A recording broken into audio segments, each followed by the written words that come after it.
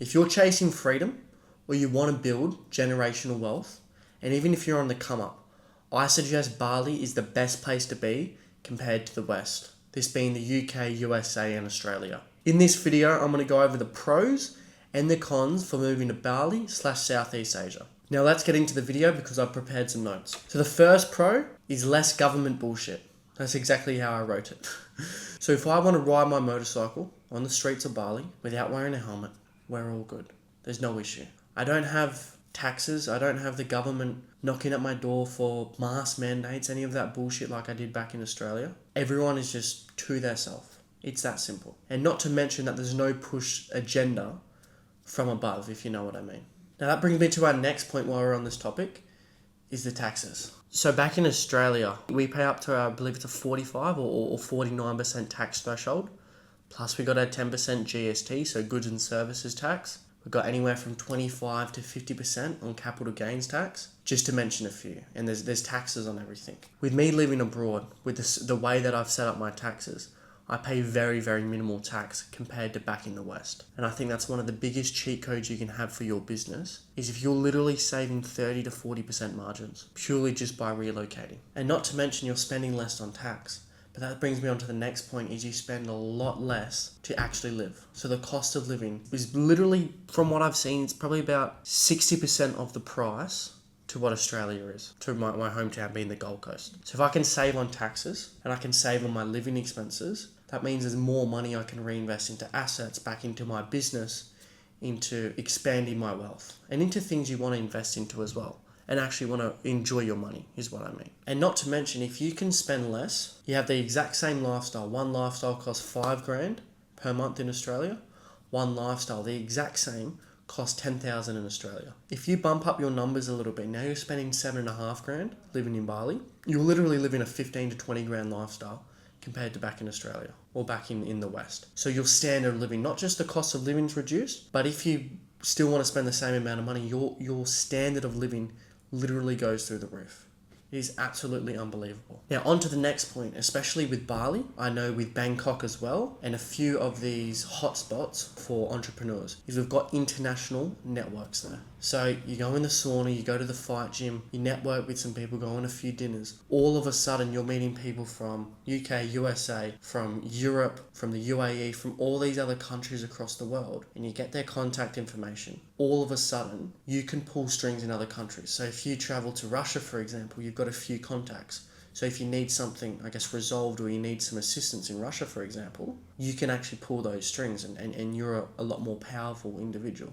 Same thing, you go to Spain and you met 3 to 4 people that are originated from Spain and have got ties there. You can get a lot of problems solved, and it makes your life a lot more easier when you travel if you've got contacts from all over the world. Now the next point with Bali specifically is the huge emphasis on health and wellness. So for me, training for a fight, this is a huge positive. So the part of Bali that I live in is we've got the best gyms in this vicinity, in this certain area that I'm staying in.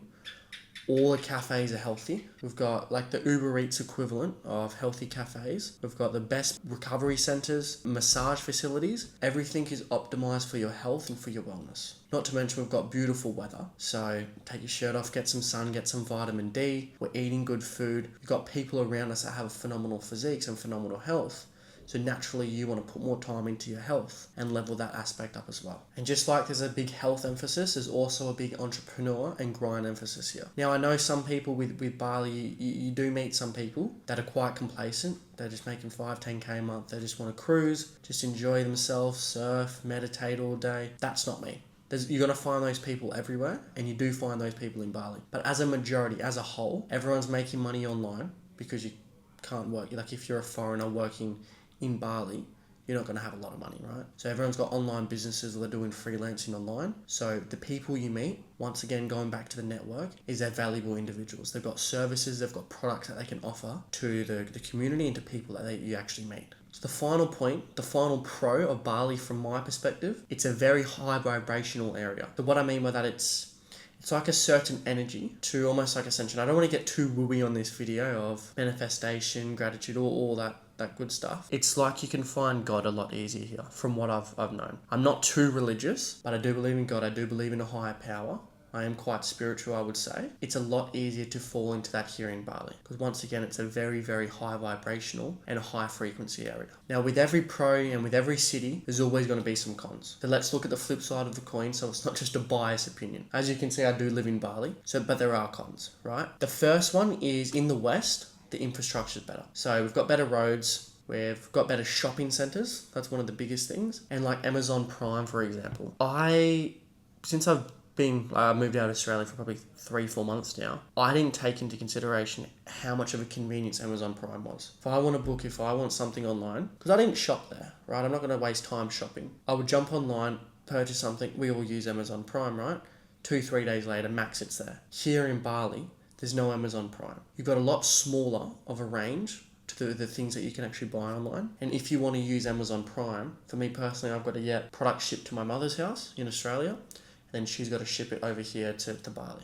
So a lot of friction on that point. And then since it is still a third world country, the next point is the pollution. So the beaches are decent from an overall standpoint, not like the Gold Coast from my hometown. The beaches are a lot nicer there, because we've still got rubbish at the beaches, and there are certain pockets where as a whole, like, it's pretty clean. You're staying in areas that have a little bit more money. From my standpoint, I stay in areas that have a bit more money, so it's a lot more cleaner, but there's still pockets you end up into on the island where you're like, okay, this is still a third world country. There's still pollution, it's still dirty.